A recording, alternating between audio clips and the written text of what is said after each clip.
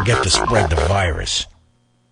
Thank you for ordering Opie and Anthony on High Voltage. You know, Opie and Anthony's not on the air on XM 202 yet, so they're going to play this message over and over and over again, which is good for me because I get paid every single time I open my mouth. You're currently listening to Opie and Anthony, Ungagged, recently recorded at the XM studios in Washington, D.C. Tune in to XM 202 on Monday, October 4th at 6 a.m. Eastern Time for the live premiere of the Opie and Anthony Show, exclusively on XM Satellite Radio. That makes me so hot. Welcome to XM. We got something a little different this time. This is kind of like the old joke about two guys walk into, only in this case it's two guys walk into a studio and they start a conversation. And pretty soon people all across the country get into this conversation and they add to it. And everybody talks about it, but pretty soon what that leads to is some people get really scared about what's going on. And eventually the talking stops and everything gets very, very quiet. Until now. These are two of the best observers of our current social culture and the funniest guys ever to crack a mic. So please welcome to XM, Ungagged, Opie and Anthony.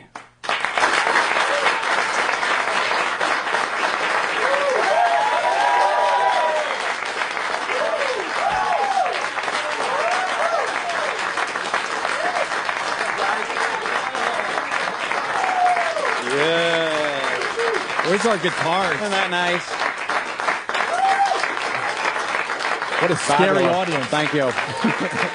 Thank you. Thank you very much. Thank you. Look at that. Thank you very much. Welcome. Those are your first words on the radio in 2 years. Oh, that's right. There you and go. What was it? Thank you? Thank you. I waited 2 years for a thank you. Actually, I said... It had you in it, but it started a little different. Mine was, what a scary audience. Welcome to XM. Thanks you, for having George. us, man. It's really good to have you here. We have an audience full of O&A fans, and they'll get shot at you throughout the hour here. But now that you're officially ungagged, Yeah. what do you have to say for yourself? Can I just say fuck? No. Because so many people, we've been talking about this for the last 2 years, and when you go to satellite radio, is it going to be the FU show? Are you guys going to curse just to curse? No. But I just want to get that out of the way so we can move Out forward. of his system? Yeah, it's Very finally out good. of my system. Thank you. You were supposed to Well, laugh at that. 2 years. 2 years being off the air. I don't know. You think of what you want to do when you get back on. And I guess until we get on, no one's going to really know what the hell we want to do. Just get back to doing our show. So many things have happened over 2 years that we haven't been able to comment on, and, it sucked. I want to say that Did a radio show with Opie over the telephone. Yeah. Almost every day. Every time some news happened, it was like, oh, did you hear that one? Did you see Mike Tyson get his ass kicked in the fight? Wasn't that great? Yeah, well, boy, this would have been great for me if... Nothing. I just had Opie on the other end going, that's funny, Anthony. That would have been We're great. killing for an audience of two. We're thinking, yeah. this would have been fun for 1 million people, Yeah. but instead we're making each other laugh. And we're paying through the phone bill to even do the show. That's true. Yeah. Did you guys hang out together a lot when you were ungagged? No, we don't hang out when we're not doing the not radio at all. show. No. I can't First be of all, no- I couldn't find him. There was no finding Opie. He was traveling like the World Traveler. I'd call him up and be like, maybe we should take a meeting with the agent or something. Where are you, Opie? We hook up later on this afternoon. I'm in the Grand Canyon, Anthony. I took a burro down. He's like living out Brady Bunch episodes.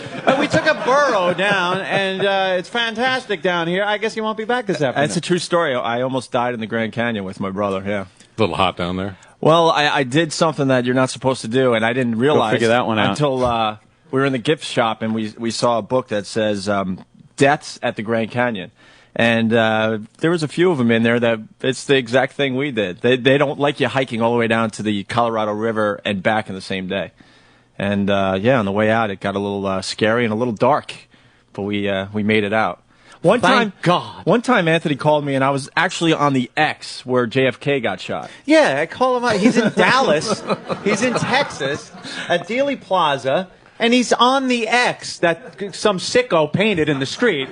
For some reason, they painted an X right where Kennedy bought it. Right. And Opie's like, Anthony, you'll never guess where I am. And I don't even try. I go, no, of course I wouldn't. Where? I don't know. England? I had no clue. And he was on the X. I was there with Jim Norton, and Jim's like, you think they put the X there back in, was it there before he made that faithful... That would have been a coincidence. But, yeah, I was quantum leaping all over the country there, George. Well, you mentioned this when you first sat down, and it really is valid. There's been so many things that have happened in the last 2 years, and there must have been some of those pulling your hair out, events that have happened that you couldn't address. And just give me a couple of examples, if you... Top of the list? Right there. The governor of New Jersey's gay, and we're not on the air? Yeah, that was a good one. You're kidding me. That was definitely a good one. And then half our cheesy guests that we used to get just dying, Dr. Smith. Who saw Dr. Zachary Smith from Lost in Space dying while we were off the air? The nerve. Ronald Reagan. We figured that guy would be around for at least, give us a couple of months on the air, Ronnie, before you leave. Buddy Ebsen. The only reason we had Buddy Ebsen on the air was he was one celebrity that we figured we could absolutely get the last interview from. He's not one of the guys that are really in demand all the time. And everyone was getting press about getting the last interview with certain celebrities. So we decide to get Buddy Ebsen's phone number, call him up, and do an interview with him. And he was happy, to do it. And we figured he would die, and we'd have the last interview. Well, this guy hung on for years. And we called him every year. We just kept calling him. He knew who we were. It started back in 95 when we were working in Boston. Very good friends we ended up being. And we figured he'd be around. And what is he going to do? Dies when we're off the air. So we didn't get the last interview. I don't know who did. Maybe we did. I don't even know. Perhaps. You're on a radio platform now that has no boundaries. Yeah. And it opens the door to a lot of things. Trouble. Which you addressed in the beginning here. So if there aren't any boundaries, where do you draw the line, or do you just do what you always did? You certainly have a vernacular, a whole list of phrases that covered things you couldn't cover in broadcast radio. We assumed that the words that we made up during doing our show were good. They were ones that could skate past the FCC. They weren't the actual words. When you said balloon knot, we assumed everybody would know. And if you don't know what balloon knot is, you blow up a balloon and tie it in a knot, and now look into where you just blew in. Look in that knot, and then picture what part of the human body it looks like, right? We figured balloon knot was safe. Well, the FCC, in their infinite wisdom and changing of their rules whenever they want, decided that balloon knot was a dirty word. And we were actually fined a part of the St. Pat's debacle. $357,000. Yeah, that they came up with was the term balloon knot. They said that, we know what it means. No, you don't. You can't make rules like that. I am so happy to have them out of our hair here at XM. We will now be able to do the show we were doing when we first started, the show that we wanted to do. Not just get on there and curse all the time, but that'll be fun too. But to be able to do the show we were doing using the fun words for certain parts of the body and actions and whatnot, and not have to get off the air and lock our office door and wait for the GM to knock and say, uh-oh, we're in it again, Yeah, one of the first things the powers that be here at XM told us is, guys, you could be as crazy as you want. And I'm thinking to myself, do you really want to tell us that going into this? Yeah, I was like... we have a way of messing things up. Don't you understand? I suggested they Google our name in the news section and do a little review there and see if they really want us to be that out of control. Okay, we'll start with Sex for Allah. That's right. Some mosque-rocking sex at the... Yes, someone did tell us if the couple had sex in a mosque, we would be heroes instead of the scourge of society. Instead of exiled radio hosts. So do you disagree with the fact that you should have got fired over the St. Pat's Sex for Sam thing? That's a whole thing. Technically, we didn't get fired. Unfortunately, we would have liked to have gone back to work before 2 years, but Infinity Broadcasting held us to our contract. We had about 2 years left on it, and it was kind of a compliment to us in the show that they didn't want to compete against us because they knew we were running, right across the street, and we were going to start competing with them, probably in mornings against Howard, and they did not want that. Absolutely didn't want that. So they sat us out. They paid us, which everybody at first is like, dude, wait a minute. You getting paid for doing nothing and you're complaining? It's like, yeah, but, we didn't go in and pour concrete every day. No. We're hanging out with our friends, goofing, looking at tits, Oh, yeah, get me out of that job, please. Pay me to stay home.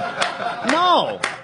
Believe me, I'd get the check every week and go, you're kidding me, right? You're paying me again for this? Yeah, and the fantasy, everyone wishes they could get paid to do nothing, and the fantasy in your head is like, I'm going to be at the beach every day with the guys drinking beer, having sex with beautiful women. Know what I did for 2 years? I played golf with old guys that the average age was like 70-something, and they would brag about their latest medical procedure that is keeping them alive.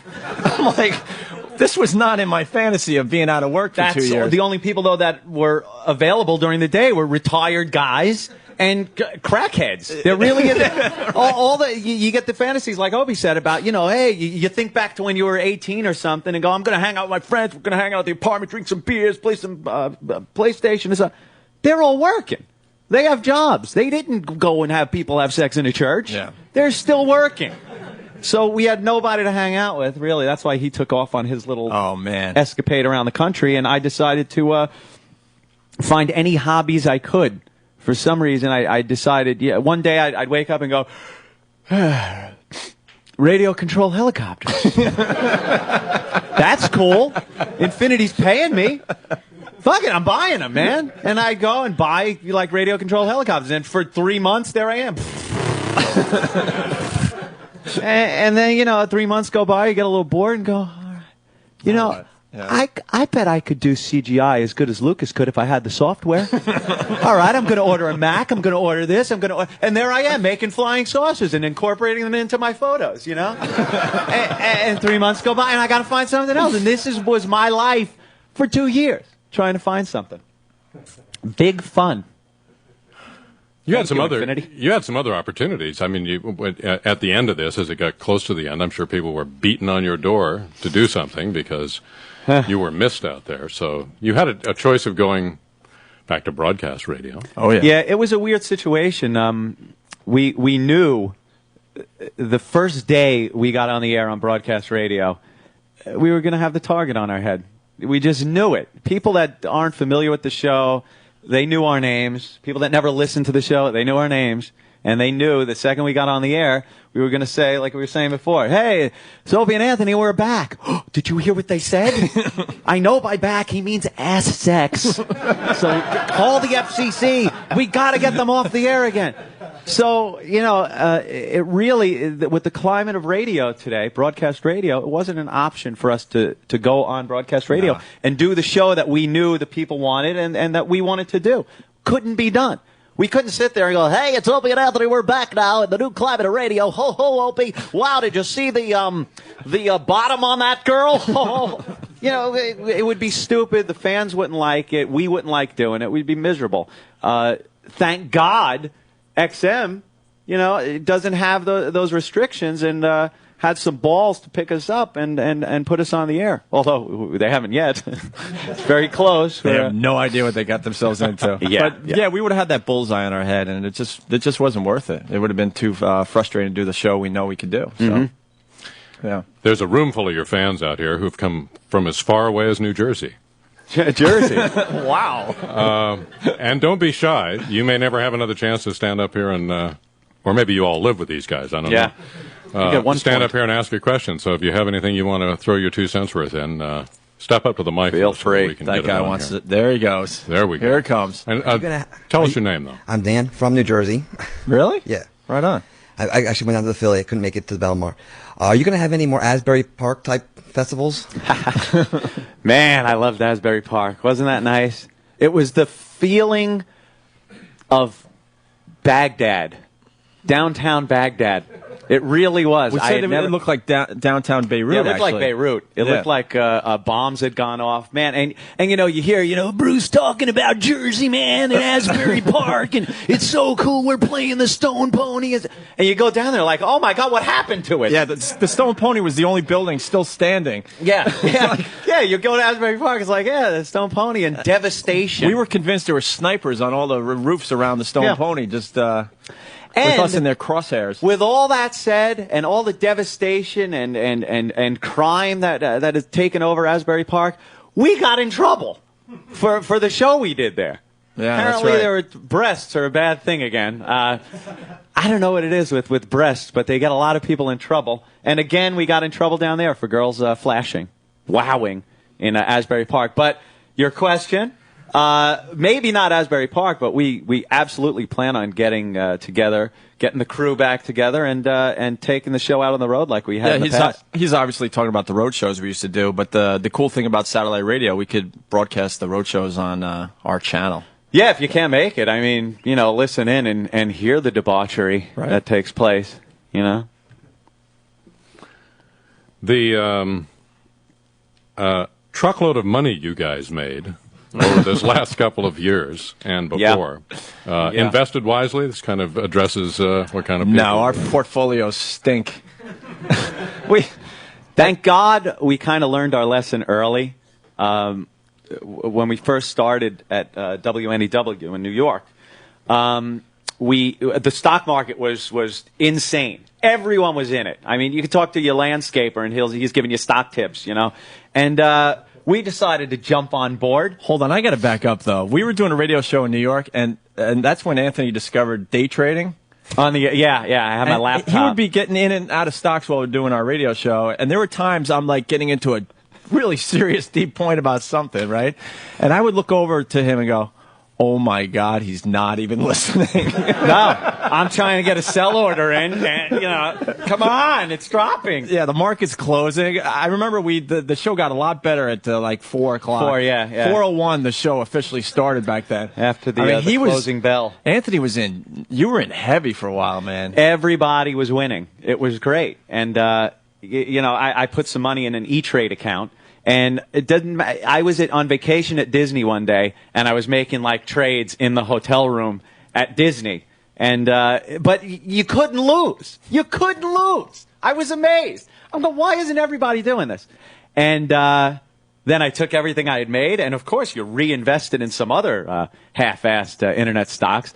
And then April rolled around of that year, and oh my God. Everything just went right down the crapper, and but thank God it was a portion of what I had taken and put in the E-Trade account just to screw around with. But now I know better, and any of the money that I had made, that Infinity was so gracious to pay us. Do you really know better? Out. Yes. We recently got involved in a radio company's IPO. You guys are going to get in on the ground floor. What was it, 19? Yeah, the ground floor. We didn't know it had 18 levels of basement. We got all excited. We're on the phone, conferencing each other. How much are you going to put in this stock? We're in. So, and, well, now that stock, we got in at 19. It's at 12-something today. It's at 12 and change. That's where my savings account is right now. But, no, with the way everything is now, I just keep it in the bank. I'm like, yeah, I'm getting 1%. Yeah, but you know something? You talk to people that are invested, and they're like, dude, I only lost $8,000 this month. And they're happy. They're like happy. Well, buddy, I know he lost $20,000, but I only lost $8,000. It's like, I got to put it in the bank and earn 1%. I have a financial advisor. That's his whole pitch, that I'll lose less money for you than others. I swear to God, that's what his pitch was to me. Yeah, we held on to that Infinity cash. Got some emails off the website here. Ooh, I can either pass them to you or just read them here, whichever way you want to go. Let me take a look at one. We're going to take a look at that. This one actually was pretty common. A lot of people want to ask this. A large majority of your old afternoon show is callers from all over the U.S. How is moving to mornings going to work? And what changes in the format can we expect? Thanks. Well, we're going to call our listeners Ditto Heads now. And we're just going to talk about how the Democratic Party sucks. Now, the show is pretty much going to remain the same. I mean, I can't see us changing it. Aside from, I don't know, I think even if we were on the air for the past 2 years, the show would have evolved into something, it changes a little here and there. It had during the time we were on the air. So I'm sure there'll probably just be a few changes just because we had changed a little bit over the past 2 years. But I wouldn't expect any big changes. And the fact that we're doing mornings, all right, that's going to be fucking rough. That's going to be... it'll be taken. We're going to have to get used to that again. Yeah, getting up in the morning is not my But then the show's going to be replayed throughout the day, so that's kind of exciting. Yeah. I mean, we're running our own radio station, basically. So as far as the callers go, I think people are allowed to use their phones in the morning. Like, I don't understand that when people go, people used to call in the afternoon. Oh, yeah. And let's be honest, Morning, the callers held us back a lot of times. Oh, what a bunch of dopes. Teasing, of course. No, we had a very interactive show, and we look forward to continuing with that. Yeah, getting up in the morning is if you're going to start at 7? 6 East Coast 10. time, so that means you get up at 5:30. Yeah, 5:30. That's the radio answer right there. And you Even roll later in the if door we and just start Sleep at the station. start the conversation. I would Step sure up to that absolutely. mic.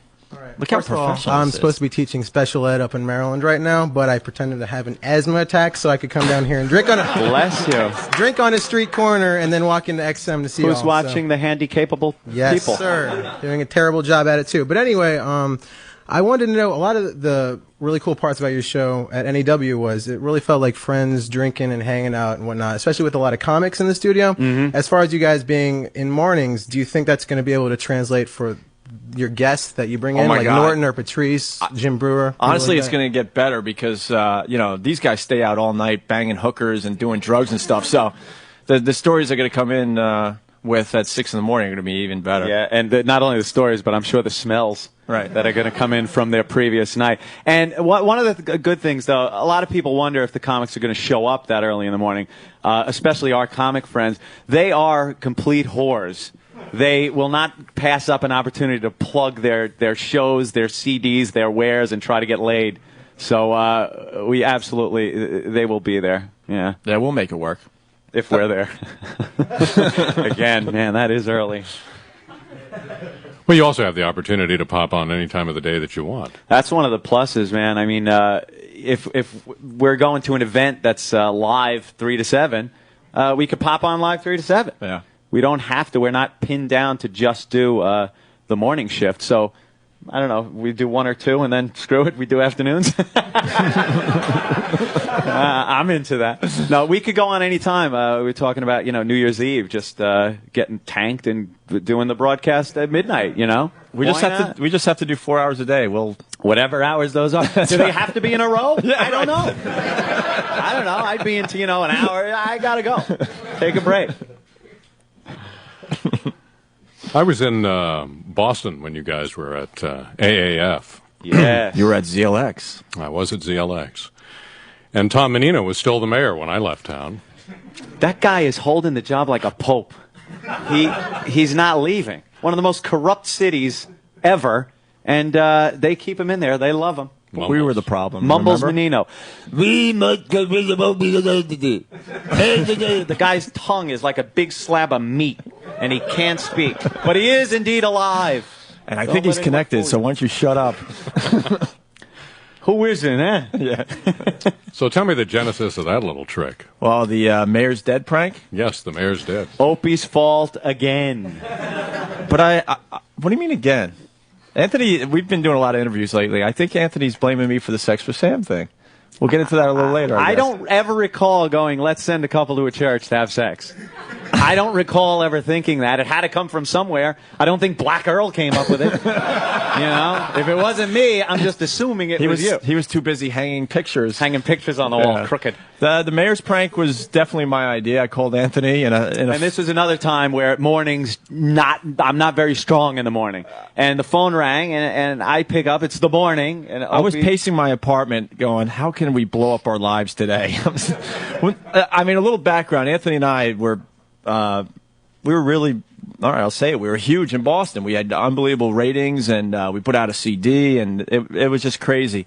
But the company didn't really appreciate us. We weren't making any money. They were, in a lot of ways, like holding us back. And my thinking at the time was, well, there was also a lot of radio companies calling us like crazy. I mean, like crazy. We were becoming one of the hottest things in America. And I just started thinking, you know what?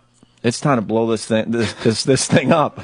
Yeah, So- because, again, we were under contract. So, Right. And so I'm like, you know what? Why don't we just get even more edgier and more, crazier? And this is, back then you got to understand the environment of radio was if you got fired, you got slapped on the wrist, whatever. But if you had talent, you were going to go to the next plateau and get a bigger job and more money. I knew that philosophy. I mean, Radio without a doubt. is bizarro industry, or at least it was. It's like the complete polar opposite of real companies, where you do something good and you get a promotion. In radio, do something heinous, horrendous, get fired, get scorned, make the paper call your mother a whore, and hey, you're getting a better job and more money. Right. And it would happen every single time. And that was the environment we were living in. And I just decided it's time to really start taking some crazy chances. At the worst, we'll get fired and, we'll get a bigger job. So I called up Anthony.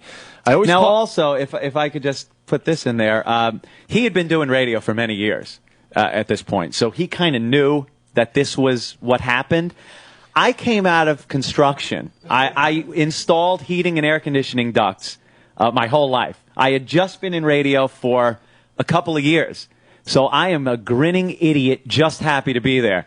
And him even teetering, some days he'd come in and go, dude, we got to get out of here, man. We got to, screw this up so we could get a better job. And all I'm thinking is me back in the ductwork. I don't want to work. I used to be somebody. Yeah. Hey, remember the Opie and Anthony show? And he's ready to blow the whole thing up. And I'm just like, could you please not f this up for me? And I knew that too, so I would make sure I would call Anthony real early in the morning when he wasn't thinking clearly. And I go, Anthony, I got a great idea today. We're gonna tell the whole city of Boston that the mayor died in a fiery car crash while he was on vacation in Florida. What do you think? Okay. Right. Yeah, hit the snooze. And then I remember we were in the studio and we didn't get nervous many times on the air over the years, but I remember shaking, going, "Are we really going to do this?" And we both looked at each other, and the time was going by. We didn't do it right away, if you remember correctly. No, we didn't. And then all of a sudden I looked at Anthony, and we kind of teased that we have a story about the mayor, and I'm like, "Here we go." We're getting on the roller coaster now. Yeah. And there was no turning back. And once we were committed, it was all over. We said that the mayor was indeed killed in some kind of car wreck. Hold on. We said it was in Florida, and they couldn't get in touch with him because great timing again, great O&A timing. He was on a plane coming back from Florida at the time. So all of his staff and everything could not get in touch with him, any family members, and they couldn't confirm that he wasn't dead.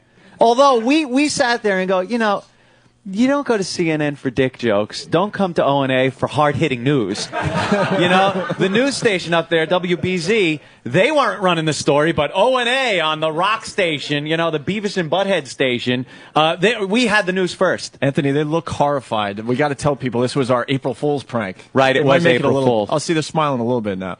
No, we were mocking the fact that all the other radio stations did those goofy April Fool's pranks. Look at outside your window at 2 in the afternoon, there's going to be a meteor going over the city. Yeah, hey, we're changing format to oldies today. Oh, no. And who's the idiot believing it on April 1st? So we decided just to take it to a whole nother level, and it pretty much ended people doing April Fool's cares. Well, you got. We have a good way of ending things. Yeah, we ended up. A question over we here. Have one of our older. Could you state your name, please? My name is Hugh Panero. I'm just curious. I wanted to explore this issue with you about when you want to blow up the deal that you... you were listening upstairs? You assume you try to do something really outrageous, or can you explain that a little bit more? This is our new boss, so this is a very awkward situation now. This is all being recorded, right? I assume, right? Yeah, okay, yeah. We'll be back to you a little bit on this. Okay?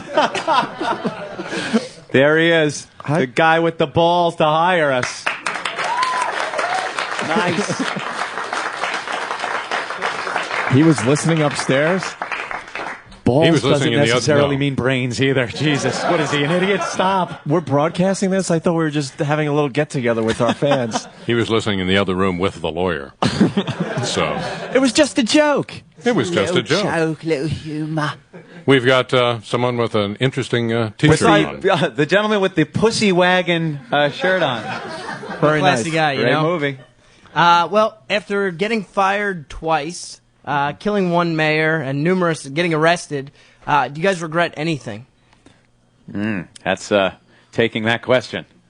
That's sorry to stump you guys. Regrets. When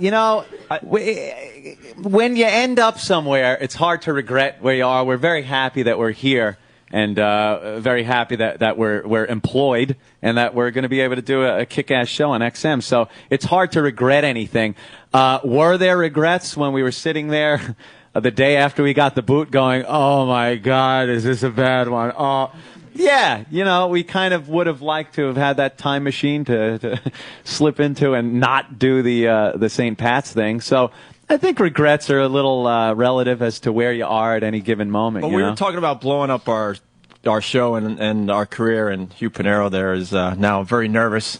But back on that fateful day, I should say, we didn't go walking down to the studio thinking that was going to be the end of our WNEW career and being syndicated to close to 20 markets. We just did a very edgy, crazy show, and at the time going into that show, we didn't think this was going to be the day we blow it all up. We had no intention of blowing it up. We had done the same promotion 2 years prior to that, so we assumed that we'd be okay, that we were being backed by the company and that we wouldn't get the boot for doing it. And, of course, we pushed it a little further each year. And the third year there, we kind of pushed it over the line with the church, and that's what did it. And the reason was because all the stories about the priests and the little boys in the media, we just that said was that. The reason. Well, we're like, why don't we just put church on the list again, so. Yeah.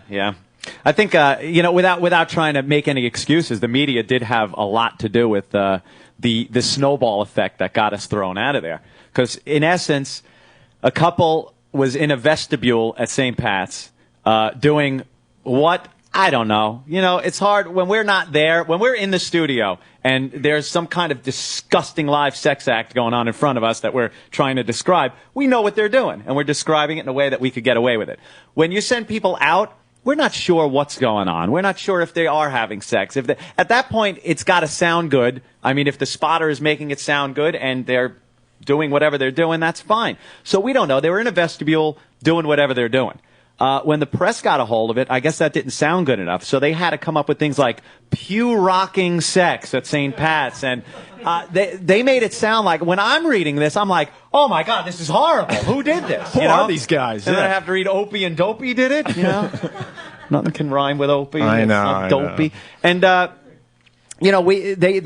they spelt it out like there was a couple on the altar just banging, going crazy, when in essence it wasn't, of course, morally despicable, blah, blah, blah, but it wasn't as bad as it was presented to people that never heard the show. So now you're getting people that never heard it going, oh, my God, this is awful. We got to get these people off the air. It's like, but you didn't hear the show. Yeah, but I read about it. I read that, they climbed up on the crucifix and were, getting in a threesome with Jesus.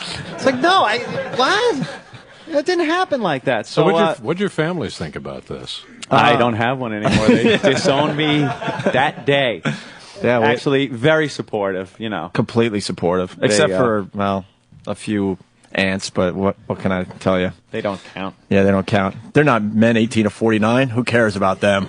Actually, so someone in the paper, one of the writers, wrote something that our mothers to spawn such evil filth or whatever. Filth, they must be whores or something. Like, I mean, really, calling our mothers whore, and it's like, hey, Mom, you made the paper. Like, oh, Anthony. And those writers are on our list. Yeah. We got a long list of people to get to. Yep. A vendetta list? Oh, yeah. Yeah, there's a vendetta list. Oh, it's going to get ugly. You'd like to think you're above that stuff, but fuck them. Nah, not above it. So go ahead. I actually have a question about who you guys are going after. Now that you're in D.C. and I guess you're primarily recording here, you have your friends Ron and Fez down here too, but Ron and Fez, I like the Ron and Fez guys. What about Don and Mike, who you guys are huge fans of and that kind of stuff? Are they still on? They're still on. It's been. I sent an email a couple of days ago and just saying that thank God you guys are back because they're not even in our league. Those guys, they're not even in our league. They really aren't. Yeah. They never were, and they proved that after we were gone. They did nothing, so whatever. They took a few of you guys' bits nonstop, and now that I'm on the radio, I just like to say ass, shit, fuck. Thank you. Thank you, George Carlin. But I mean, yeah, it was a real bummer, that whole Sextra Sam thing. I was like, did we just fuck up the easiest job in America? Yeah, how do you do that? And I had a real tough time with it. I was really severely bummed, because we were at a good place in our careers at that point, and took a long time to get over it. I mean, I literally, we joked about it earlier, but I hit the road. I didn't know what the hell to do with myself. I was like, you got to be kidding me. Yeah, you get that false hope at the beginning that, you're going to get a phone call. Hi, this is Mel Karmazin. We made a huge mistake. Come on back, O&A. We love you. And you wait, and every time the phone rings, oh, is that Mel? And the days and months go by, and then you realize, oh my God, I'm not going to be working for 2 years. Oh, this sucks. Yeah. Radio control helicopter. To be a creative person and not have that outlet, it's torture. There's not enough money in the world that makes that go away. So, I remember an episode I had. I lived close to Central Park, and I would do a lot of inline skating. I couldn't sleep. Literally for the first 2, 3, up to a month. And one night I got up at like 3 in the morning, skated as hard as I could around the park. I was just having like anxiety attacks. I was like, I cannot believe that this happened to us, Having a death wish. Yeah, right? Yeah, I know. Well, it's pretty lit, You got to kind of zoom in and out of the riffraff. But Anthony doesn't like that I inline skate. I'm up to the point where I inline skate on the streets of Manhattan. I hold on to like the backs of trucks and stuff, so. With no pads or helmet, Yeah, Great. there's no potholes on those. It's going to be, hey, it's Anthony, and I'm not bad. He had a little accident. He's okay, though. So you bringing your crew back with you? Oh, yeah. So who's going to be... We got the wonderful Steve C. from FoundryMusic.com, who kept in touch with the listeners over 2 years. He was like our little gateway to the listeners. The Internet was... a great tool, man, and people downloading bits, and it really kept the people in touch with us over the 2 years. Instead of just disappearing, they were able to rehash the same old crap for 2 years. Did you do any new bits for the Internet, or could you do that? No, every time we talked to our agent about doing anything, he was like, stop, Oh don't even talk to people in public. Right. Because, I'm not going to get my 10%, stop. Yeah. I'm sending people over to the house to sew your jaw shut for 2 years. He was like petrified that anything we did was going to void the contract, and his 10% was going to fly out the window. Right. So we really couldn't do anything. The lawyers over there at Infinity are pretty well paid, and they know their stuff, and they're willing to do whatever it takes. We could be there flat broke paying legal fees going, yeah, we showed them. Got a dime over there. So we just decided we're going to have to sit out. We did what we could. We got on, wrote some stuff on the websites for people that could read, and but mostly it was our old bits that kept this whole thing alive. I mean, go on eBay, you'll see volume 68, O&A, 10 hours of material. And we got new fans because of that from all over the world at this point. We get email. Well, I was going to say, I said all over the world, but one example, a guy from Alabama. Huge fan of the show. I don't consider that part of the country, so you can use that as world. They're listening. And they write these emails like they're listening to a live Opie and Anthony show. Like, that bit you did last week with Brewer was so funny. Like, I think we did that 2 years ago, but he found it somewhere on on the internet, and now he's a huge fan. And we get these emails from just about everywhere now. Well, XM's going to be online here, so yeah, all those people all over the world can be fans of yours now. Once again, this guy's yawning. Are we that boring? Yeah. Working off the hangover. Nice. I had a question about little Jimmy Norton. Yeah, he's going to be incorporated in the show. He's just like he was before we got canceled. He's going to be the third member of the show, basically. Yeah, he's a great Jim guy Norton to is have blowing sitting there. up. I mean, he was just on Jay Leno. He killed on Leno. He's going to do an HBO special, and all he wants to do is our stupid radio show. He's getting all these incredible opportunities, but he just wants to do the Opie and Anthony show because he says it's the best creative outlet for what he does, and also it gets him laid a lot. He said because he's such a dumbass. He screws everything up too, and he can't enjoy anything. If he gets a role in a movie, he's bitching about everything and what they don't want him to say, or he gets a pilot on MTV and he's bitching about the restrictions that are put on him. And we never put restrictions on him. He could blurt out whatever the hell he wanted. And sometimes it was like, for me to look at him and go, oh, you're sick. That's got to really be bad, Really. So, no, we're happy to have him there. Another email for you. That's a long one. As you guys are aware, many of your listeners also listen to Howard. Howard who? If you were both on terrestrial radio, I could understand a competing broadcaster putting your show up against his. But the fact that you're now breaking into the satellite market, which requires a lot more from listeners than just turning the dial, do you feel this is a smart move as your show launches on XM? If it proves... Oh, Jesus You don't Christ. have to go through all that. Jesus. What was the question? It's really two different games. I mean, yeah, we'll be on live up against Howard. A lot of the media is looking at it as Howard versus Opie and Anthony. Who's going to win? Blah, blah, blah. But, we're on a whole different platform. If people are going to be listening to Howard over us in the morning, in a way, that's fine because they'll get another 3 or 4 opportunities to hear our show anyway. So it's kind of a moot point. I really. I always felt because of the mood around Infinity Broadcasting that we were competing with him when we were working with the same company. You know, and we were in afternoons and he's in mornings. We couldn't be further from competing, but for some reason, in his mind, it was a competition. Yeah. That wasn't fought out on the air as much as it was behind the scenes and in Mel Karmazin's ear. To tell us to not talk about him.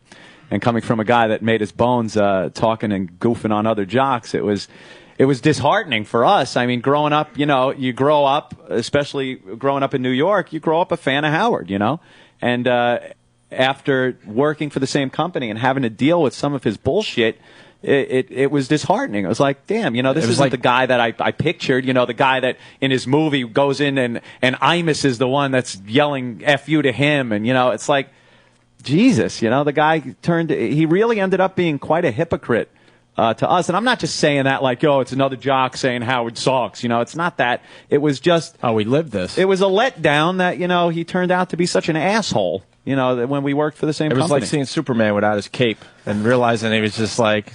You're just Clark Kent. You're just Clark Kent with goofy glasses. Well, let's go over this way. First, I got to say it's great to hear you guys again. I mean, it's just like thank you. Comforting. It is so great to hear us too. But I have 2 quick questions.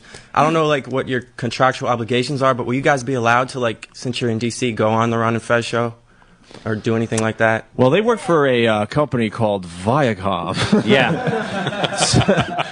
Yeah. So Ron and Fez would have us on tomorrow, but I think because of who they work for and who we work for, that's not going to happen anytime soon. I think it's like you go into a fleet bank and rob it, and then you try to open up an account at the same branch because you know the teller.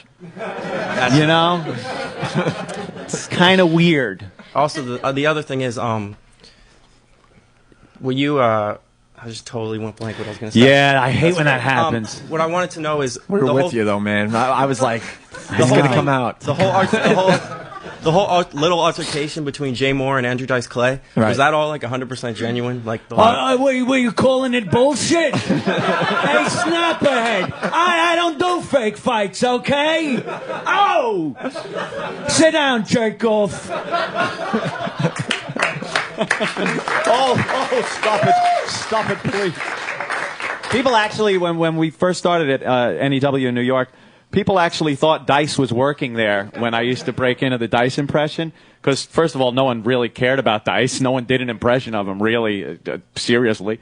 And he wasn't doing anything. So we played it up like he was sweeping up the studio for us. And people called up and believed and it. They bought and it. Instead of, hey, Dice, sorry to hear you sweeping up, they're like, you're sweeping up. I played the garden, now I'm here. I'm over here now. To the left. Yeah, I just want to say it's great having you guys back. I'm from Suffolk County also, so it's nice All to right. have you guys down here. The country. Yeah, the country, exactly. How do you guys feel about being so close to Capitol Hill now, and you got some real conservative scumbags trying to basically change satellite radio too now, trying to get the FCC on satellite radio. How do you feel about that? I think they have a tough battle. I think it's a lot easier to regulate terrestrial radio just for the fact that their excuse is, oh my God, it's available for everybody. A small child doesn't even need a radio. They pick it up on their braces. They could hear O&A and it's available. It's unbelievable. Kids are picking it up on their Nikes now and they're hearing horrible language. All right. They got that. They won. They've taken their vague, gray FCC rules and spread them so thin that now words like balloon knot, unacceptable. When you have a subscriber-based show and XM satellite, you have to buy the equipment, you have to pay a monthly fee. I think they'd have a very tough time as they do with television, with cable television.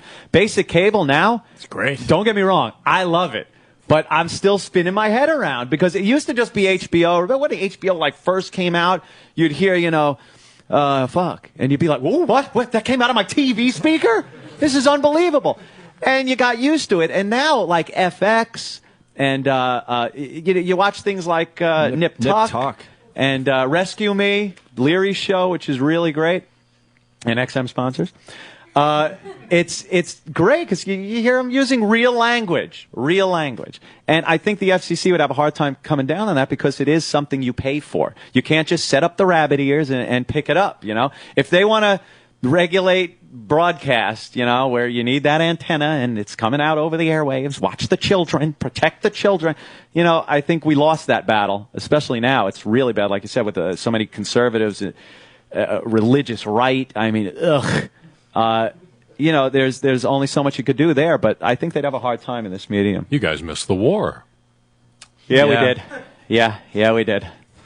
I'm a flip-flopper. I gotta say, I'm a flip-flopper when it comes to the war, and we would have loved to discuss this and loved to have watched our own opinions on it evolve through the course of this. I can't understand people that make a decision and have to stick to it no matter what happens. It's like, at first I was very much on the Republican side of things. I have been for many years, I loved Ronald Reagan, I love the attitude and everything. But when you get a president in there now that there's too much of his religious ideology making policy, you got to get him out of there. It's crazy. I don't... Things like stem cell research, which would be a great benefit to people, being squashed because what? God says it's wrong. It's like, no, stop it. Stop legislating your religion, And we're just sitting here hoping that Kerry could be this leader. And the more you look at Kerry, you're like, that ain't working either. God, say something. The Democrats say anything. Pick one guy that could work. Hone it. Work him. And they picked Frankenstein. They picked another robot. I mean, pick a guy with a personality, He's got that Hillary Clinton way of speaking. And I want to be your next president. What the hell? What is that speak? Act. They're going to pull out his laser gun. Melt Congress. Opie got you into radio. Yeah. But who got you into radio? Oh, Brother Weeze. Oh, really? Well, actually, Brother Weeze? Oh, a little hand for Brother Weeze.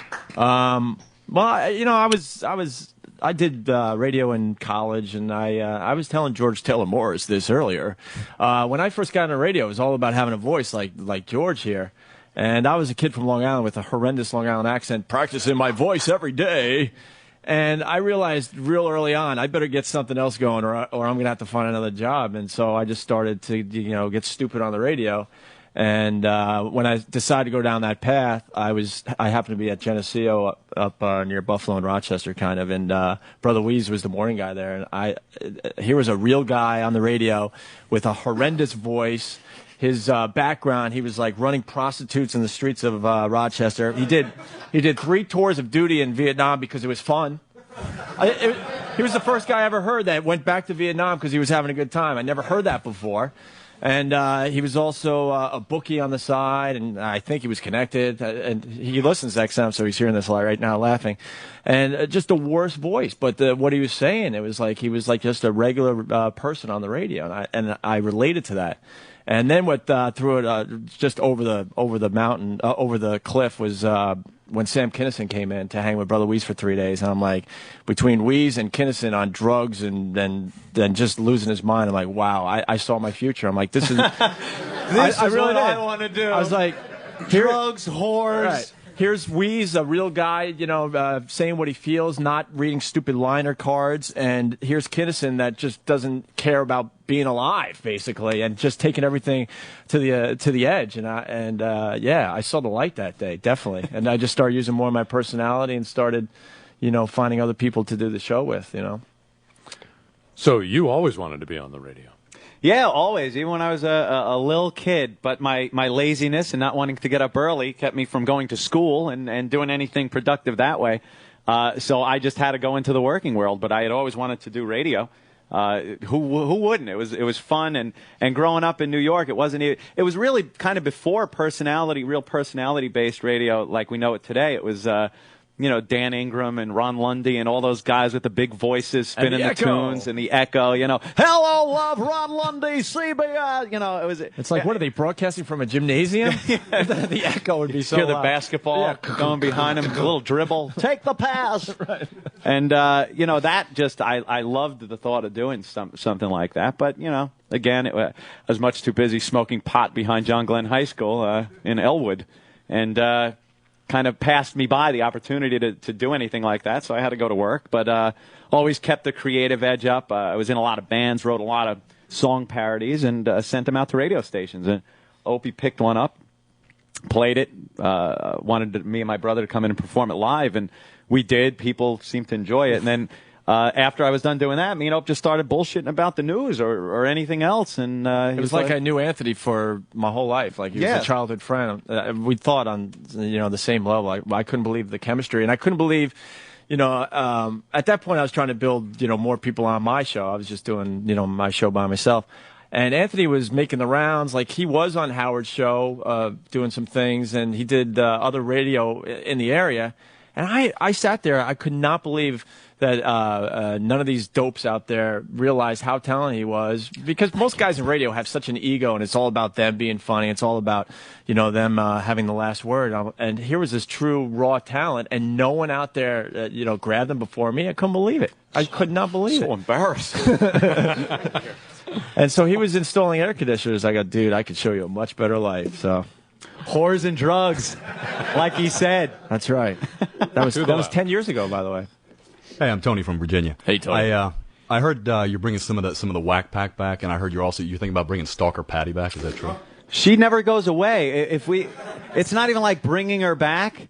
It's like somebody saying they were going to bring back fleas. They're just there. Yeah, we have a whole new audience, so we should explain really fast. Stalker Patty is really one of my stalkers. She would be outside the building every day, stalking me, following me to wherever I went. Then she started getting on the same trains as me, and I'm like, oh, God, we better keep this one close. So we invite her up into the studio, which was pretty stupid. We do the worst thing. We do what they say never to do with stalkers. Right. Like every rule that they say, you're never supposed to acknowledge their existence, blah, blah, blah. We do the exact opposite. Yeah, invite them on the show. Make them think they are important to you. Make them think they do have a shot at romance. Yeah, and it got to the point she was homeless, and she actually, I know this is hard to believe, but she was living under the stairs with a pet rabbit. She would sleep at the radio station. In the radio studio. That must have gone over big. Oh, yeah. She would she would put the cushions down from the couch, and she would sleep in there for a while. Mm-hmm. So I had no place else to go. And you know what? She already has her XM radio, and this lady makes no money, so. Yeah, she was like homeless, but she's, I could see her. Could you install it on my shopping cart? Something. Where does the antenna go? But just put it in the child seat. Hi, Patty, you're hooked up. And we're looking forward to finding new freaks, so. Yeah, it was always an evolving thing where we would get new people. Every time George hands over one of these emails, I get nervous, because he doesn't want to say it himself, I think. How much did Anthony miss being on the air when Tom Brokaw said bukkake? Yeah, man. Tom Brokaw, I mean, this is before I even got into radio. I was fascinated by this guy. Here is the guy, NBC Nightly News. He's the main guy, and he cannot spepe. He has a speech impediment where he cannot pronounce his L's. And a lot of stories have L's in them. You'd be fascinated at how many stories have an L in it. And he said bukkake. What word was he trying to say? Because that one, I missed that one because I was still fixated on the one where he said tax cuts. Have you heard that one? President Bush pushing his tax cuts to the... No shit. I'm serious. As clear as day. Tax cuts. I was like, what did Tom Brokaw just say? I watch him and I just can't stop when he's like, yeah, Hurricane Ivan heading toward the Louisiana border. People in the Big Easy bracing for Ivan is a bracing way for Hamburg news. And now he's going off the air as we start our show. We'll have a couple of months before he. Yeah. A couple of months.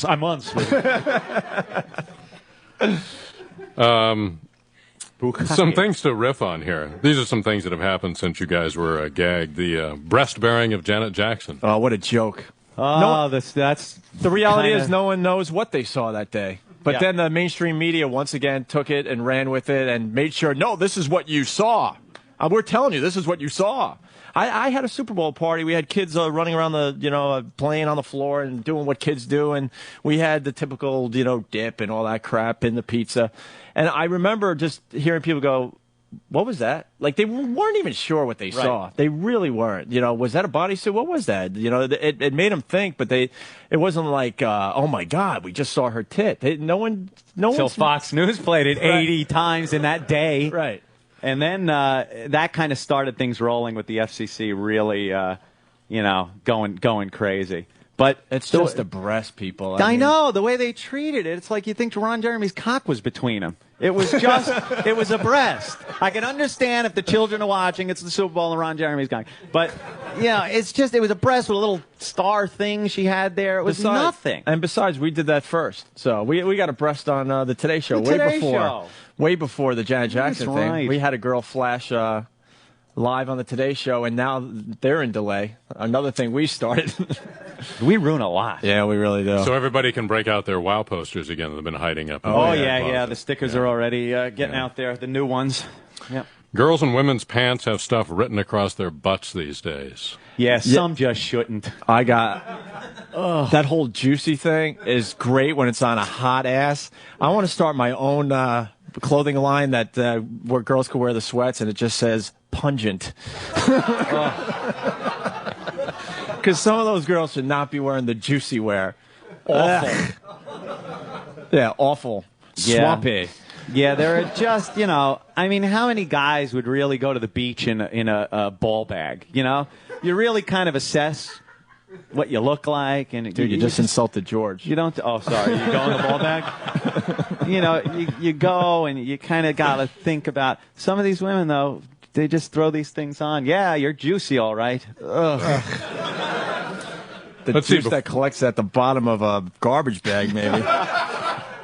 Before you guys, before you guys left, Survivor was probably, maybe that was the only reality show that was on. There may have been a couple of others, but now there's reality shows everywhere. Wife Swap is the new one, and Wife Swap. So you've missed all of these. Yeah, I watched the one. What's the one where they send like the mom from one family to live with another family? That's great. That one's pretty good. I was digging on that one.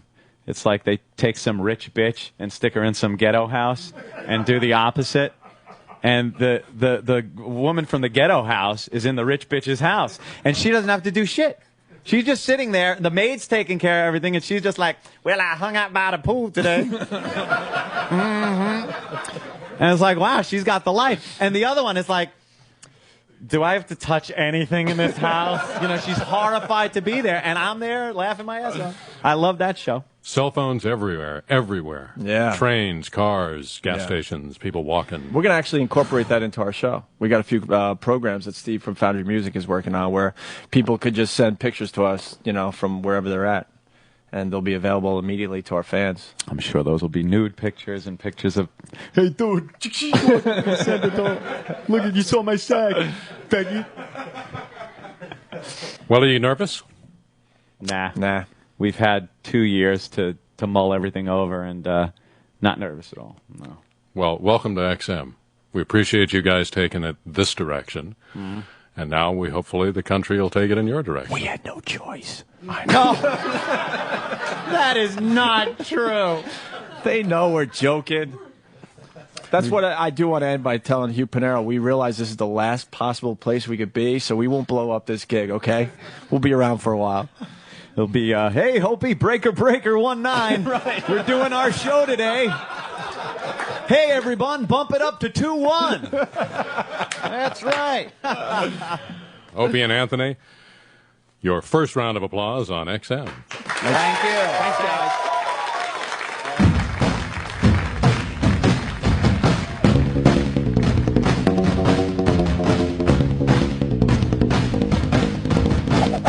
You know, ever since Opie and Anthony came back on XM, I got me a voice gig. It used to be I'd smoke a pack and a half of smokes and drink 2 pots of coffee, but, fuck it. You're currently listening to Opie and Anthony, Ungagged, recently recorded at the XM studios in Washington, D.C. Tune into XM 202 on Monday, October 4th at 6 a.m. Eastern Time for the live premiere of the Opie and Anthony Show, exclusively on XM Satellite Radio.